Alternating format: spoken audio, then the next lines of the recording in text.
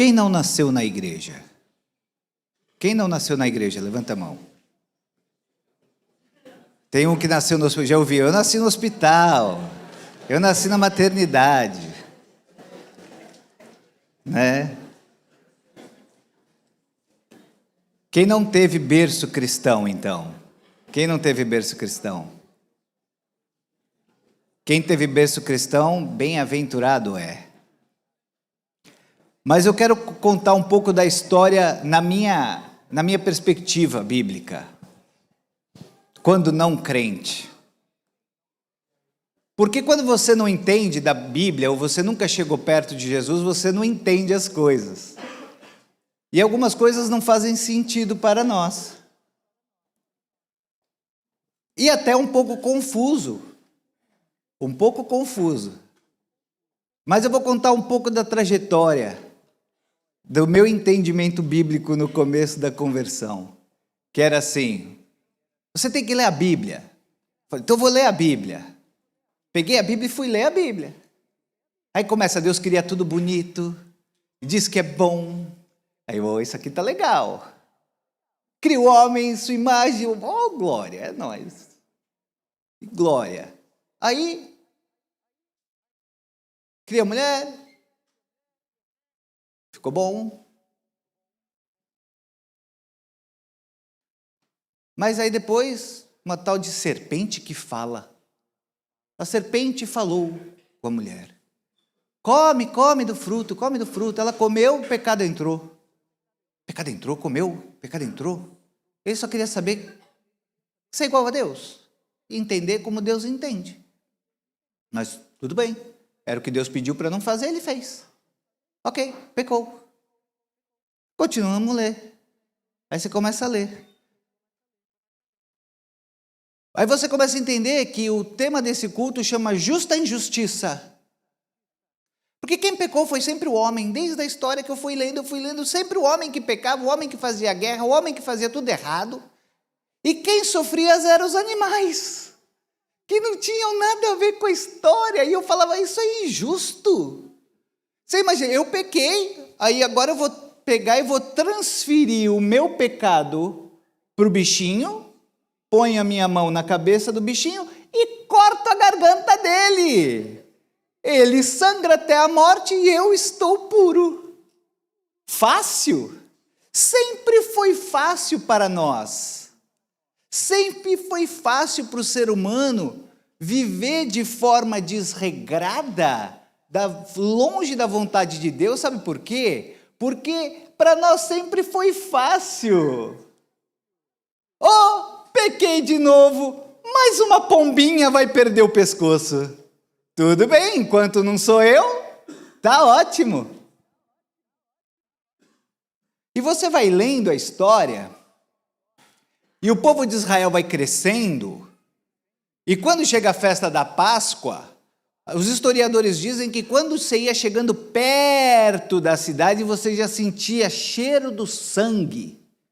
Alguém aqui já foi no matadouro? Já foi no matadouro? Você já sentiu o cheiro daquilo? Antes de entrar, você já sente o cheiro do sangue. E como a Bíblia diz que sem derramamento de sangue não há, então, Israel na época da Páscoa fedia sangue. Por outro lado, também tinha cheiro de churrasco, porque os animais eram queimados com a gordura.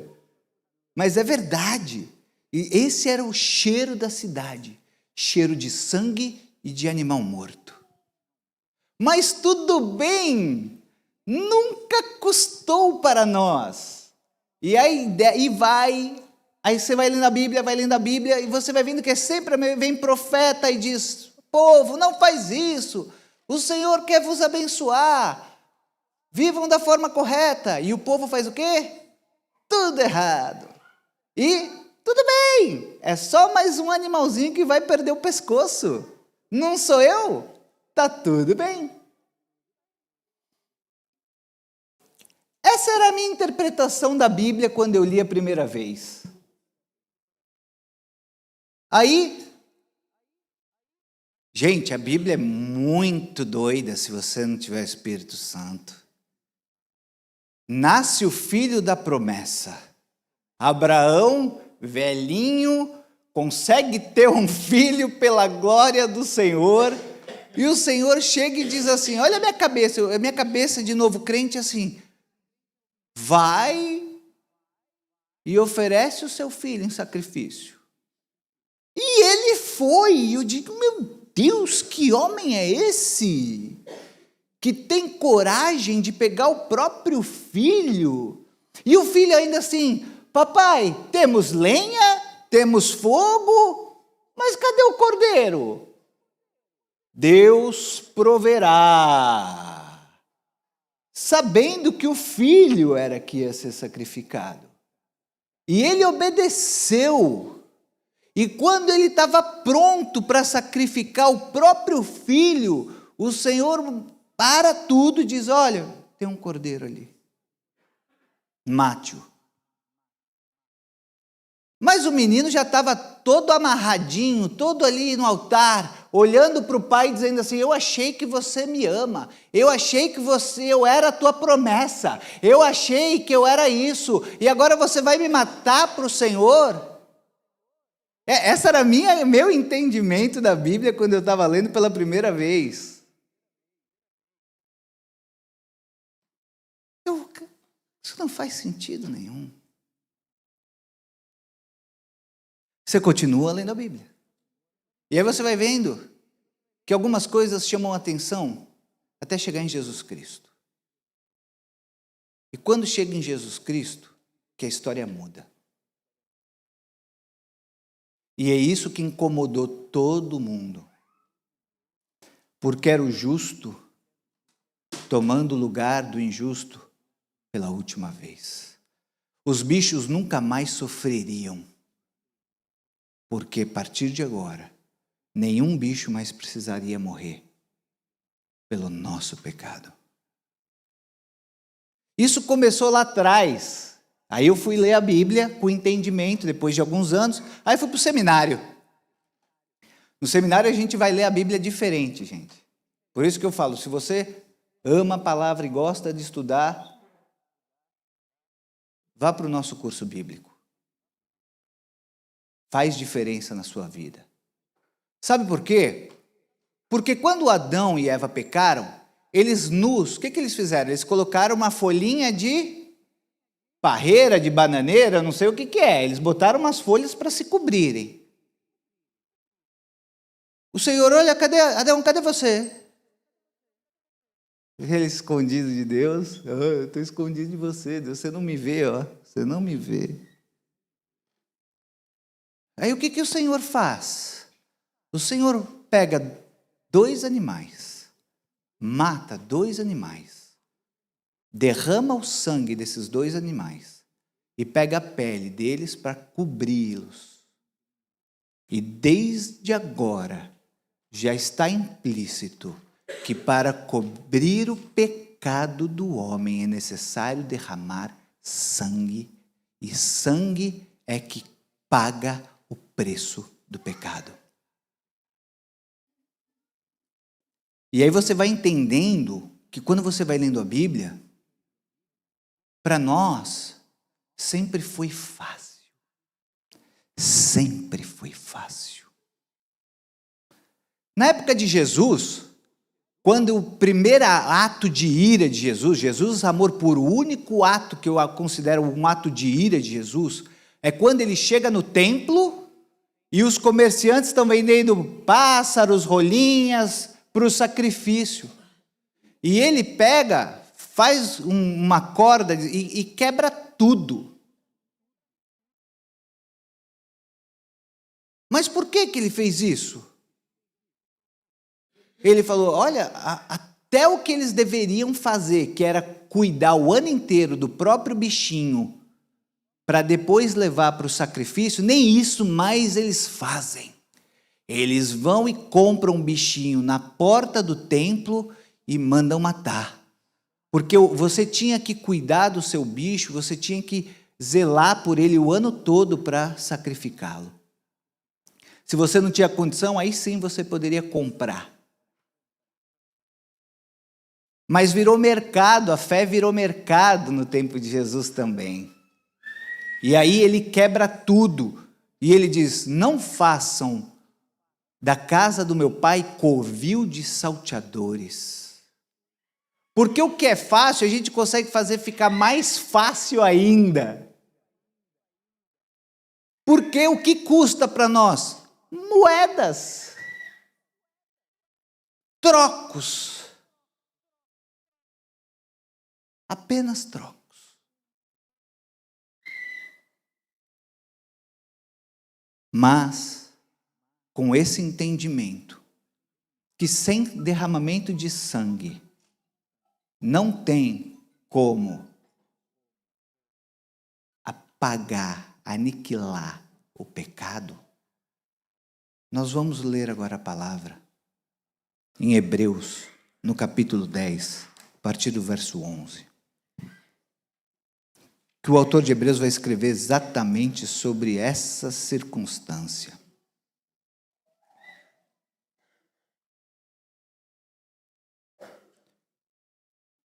Hebreus 10, a partir do verso 11, e eu vou ler até o 23, diz assim, verso 11: dia após dia, todo sacerdote apresenta-se e exerce os seus deveres religiosos, repetidamente oferece os mesmos sacrifícios, que nunca, vou ler de novo, que nunca podem remover os pecados. Mas, quando este sacerdote acabou de oferecer para sempre um único sacrifício pelos pecados, assentou-se à direita de Deus. Daí em diante, ele está esperando até que os seus inimigos sejam colocados como estrado dos seus pés. Porque por meio de um único sacrifício, ele aperfeiçoou para sempre os que estão sendo santificados. O Espírito Santo também nos testifica a esse respeito. Primeiro ele diz: esta é a aliança que farei com eles. Depois daqueles dias, diz o Senhor, porei as minhas leis em seu coração e as escreverei em sua mente. E acrescenta: dos seus pecados e iniquidades não me lembrarei mais. Onde esses pecados foram perdoados, não há mais necessidade de sacrifício por eles. Portanto, irmãos, temos plena confiança para entrar no Santo dos Santos, pelo sangue de Jesus, por um novo e vivo caminho que ele nos abriu por meio do véu, isto é, do seu corpo. Temos, pois, um grande sacerdote sobre a casa de Deus. Sendo assim, aproximemo-nos de Deus com um coração sincero e plena convicção de fé, tendo os corações aspergidos para nos purificar de uma consciência culpada e tendo os nossos corpos lavados com água pura. Apeguemo-nos com firmeza à esperança que professamos, pois aquele que prometeu é fiel. Amém? Ele está dizendo exatamente isso, que dia após dia os sacerdotes faziam o quê? Apresentavam sacrifícios, e esses sacrifícios iam ter que se repetir para o resto da vida. Por quê? Porque o homem cometeu pecado tem que matar animal para derramar sangue para poder estar livre do pecado. E ele diz que os sacerdotes faziam isso repetidamente, mas nunca conseguiram remover o pecado. Nunca conseguiu verdadeiramente tirar o pecado do homem de uma vez por todas. Era contínuo. E ele diz assim, no versículo 12, mas quando esse sacerdote acabou de oferecer, está falando de Jesus, para sempre um único sacrifício pelos pecados, assentou-se à direita de Deus. Daí em diante, ele está esperando até que os seus inimigos sejam colocados como estrado dos seus pés. Por quê? Por meio de um único sacrifício, ele aperfeiçoou para sempre os que estão sendo santificados. Irmãos, o sacrifício de Jesus Cristo é pleno. Não há necessidade de fazer mais nada pelo seu e pelo meu pecado. Jesus morreu pelo pecado que você cometeu. Jesus morreu pelo pecado que você comete. E ele morreu pelos que você ainda vai cometer, que você ainda nem sabe. Porque a obra dele é uma obra perfeita. É de uma vez por todas. E a Bíblia diz que ele está assentado à direita do Pai esperando. Eu vou terminar com esse versículo. Mas ele está assentado à destra do Pai esperando. E aí, o autor, ele cita Jeremias, que a gente leu no começo do culto, que uma promessa de Deus que diz: essa é a aliança que farei com eles depois daqueles dias, diz o Senhor. Porei as minhas leis em seu coração e as escreverei nas suas mentes. O derramar do Espírito Santo nas nossas vidas, irmãos, não é um fato isolado. Ele é algo real, constante na nossa vida. As pessoas têm um entendimento do Espírito Santo que assim, o Espírito Santo só funciona quando eu estou na igreja. O Espírito Santo está sempre conosco, em todas as nossas atitudes, pensamentos, ações. Sabe, até aquilo que você pensou e você não falou, até isso ele ouviu. E o Senhor diz que poria as suas leis agora nos nossos corações e mentes. Olha, irmãos, bem-aventurados somos nós. Se sempre foi fácil para o ser humano pagar os seus pecados, agora ainda está mais fácil. Porque além do sacrifício ser perfeito, ele dá o Espírito Santo para a gente poder viver, reconhecer os nossos erros, mudar as nossas atitudes, transformar o nosso coração para a gente ser mais parecido com ele. Ele ainda nos deixou um ajudador. Ele diz: vocês não conseguem, eu ainda vos deixarei o Consolador, o ajudador.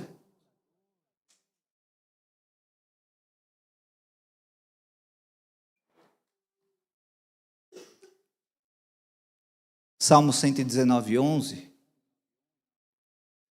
Escrevi a tua palavra no meu coração para não pecar. Vamos repetir. Escrevi a tua palavra no meu coração para não pecar. A Bíblia não é debaixo do braço, irmão. A Bíblia é no coração. Amém? É na mente. Porque o Espírito Santo está fazendo todo esse favor por nós. Então, se você achou que estava fácil matar o bichinho, ficou mais fácil ainda. Porque agora tem o Espírito da promessa vivendo em nossas vidas, dizendo: olha, não faz isso aí. Olha, isso aí, meu filho, parabéns. Olha, meu filho fugiu do mal. Boa, filhão. E aí ele diz assim: e dos seus pecados e iniquidades não me lembrarei mais. Quem consegue fazer isso aqui? Eu não consigo. Às vezes a gente fica remoendo 3, 4 dias. Aí a gente ora: Senhor, olha, perdoa, eu pensei mal do irmão. Ai, Jesus. Que julgamento que eu fiz todo errado, Senhor. Aí no outro dia eu estou lá assim, penso a mesma coisa. Aí eu falo, ai Jesus, olha eu aqui de novo pensando a mesma coisa, Senhor. Mas o Senhor não é assim. O Senhor, Ele tem essa habilidade de quando derrama o perdão, não se lembrar mais. Às vezes é a gente que lembra a Deus, porque Deus já se esqueceu. A gente pede perdão do pecado, aí o Senhor diz, está perdoado. Aí a gente, ô Senhor, tu lembra o que eu fiz ontem? Ele, não. Mas eu te contei, Senhor, eu fiz isso. Ele, não lembro, está apagado. Eu fiz isso, Senhor, eu fiz isso. Ele, você fez isso? Não lembrava. Você me contou de novo. Tá, então eu vou te perdoar de novo e eu esqueço amanhã também, eu já nem lembro mais. Porque as misericórdias do Senhor são renovadas todas as manhãs sobre as nossas vidas. É isso, é a beleza de andar com o Senhor, gente. É a maravilha de andar com Deus. Mas o que acontece? A gente tem todas essas virtudes de Deus sobre as nossas vidas, a gente tem o Espírito Santo, a gente tem a palavra, a gente tem tudo para viver o que ele diz aqui, um novo e vivo caminho. Irmãos, a igreja foi chamada para viver um novo e vivo caminho. Mas a palavra também diz que muitas vezes nós somos como os cachorros que voltam a comer o próprio vômito.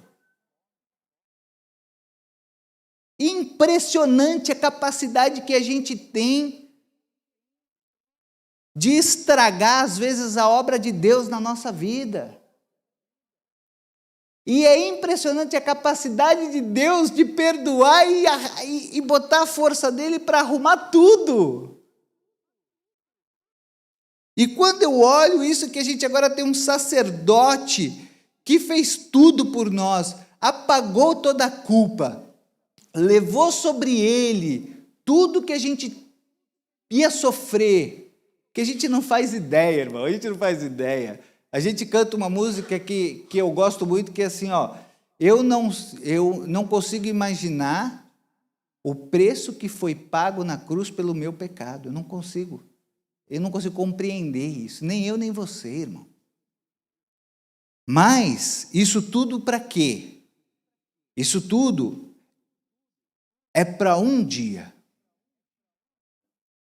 E eu vou terminar a palavra com esse versículo, com esse verso, que diz assim: quando esse sacerdote acabou de oferecer de uma vez por todas um único sacrifício pelo pecado, assentou-se à direita do Pai. O Senhor Jesus está assentado hoje à direita do Pai, intercedendo por nós, amém? Não é isso que Ele está a fazer? O seu Espírito trabalhando na igreja e Ele está assentado no trono, e a Bíblia diz que Ele está assentado no trono aguardando.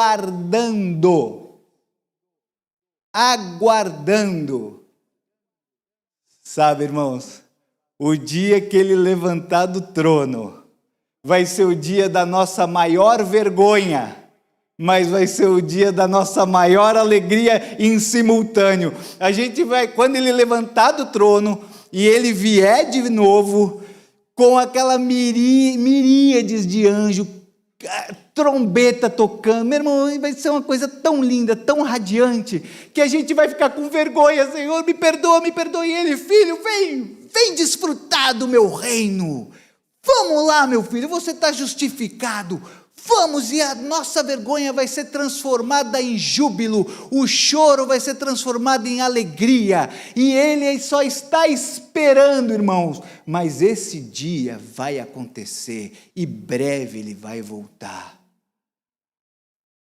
Que a igreja clame: Senhor, levante do trono e venha nos buscar. Maranata, ora vem, Senhor Jesus. A terra está caindo aos pedaços, irmãos. A maldade está aí, à torta e à direito. A situação está tão difícil que agora é o rabo que balança o cachorro. O cachorro não balança mais o rabo. Está tudo invertido.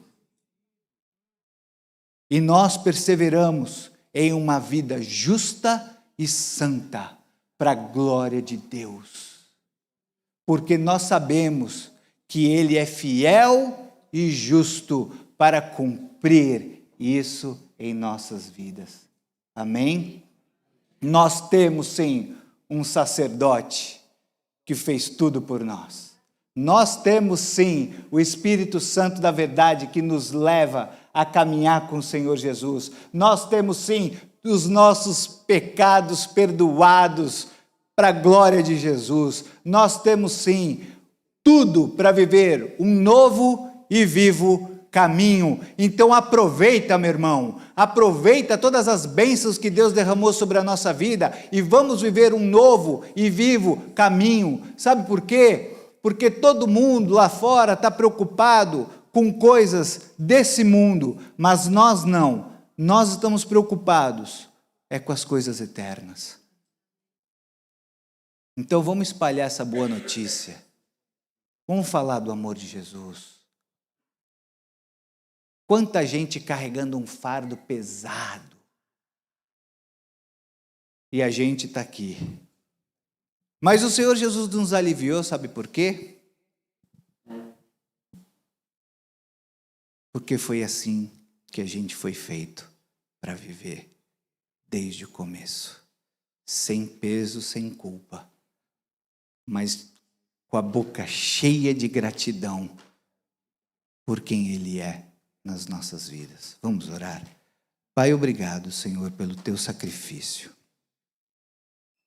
Obrigado porque Ele nos remete, Senhor, a um sentido de compromisso de vida contigo. O Teu ato de amor naquela cruz, Pai, nos leva a pensar, Senhor, o quanto o Senhor nos ama. E também, Deus, faz a gente pensar o quanto a gente te ama. O teu amor, Deus, é intenso, é real, é eterno. E nós queremos, Deus, desfrutar disso. Nós queremos aproveitar as suas bênçãos. Ajuda a tua igreja, Senhor Jesus. Nos ajuda, Senhor, a viver esse novo e vivo caminho. Que o teu Espírito fale aos nossos corações. Escreva a tua palavra na nossa mente, no nosso coração. Porque essa é a justa injustiça. Essa é a sua vontade, Pai. E ela foi feita em Cristo Jesus. Pai, obrigado. Obrigado pelo teu sacrifício. Obrigado pelo teu amor. Obrigado pelo teu favor, Pai. Obrigado porque hoje podemos andar com as nossas cabeças erguidas, olhando para o céu, entrando na tua presença, sem ter do que nos envergonhar. Muito obrigado, porque isso é obra sua nas nossas vidas. Pela graça somos salvos. Isso não vem de nós. É dom do Senhor. Não é por obras, para que ninguém aqui possa se gloriar. Te agradecemos em nome de Jesus. Amém.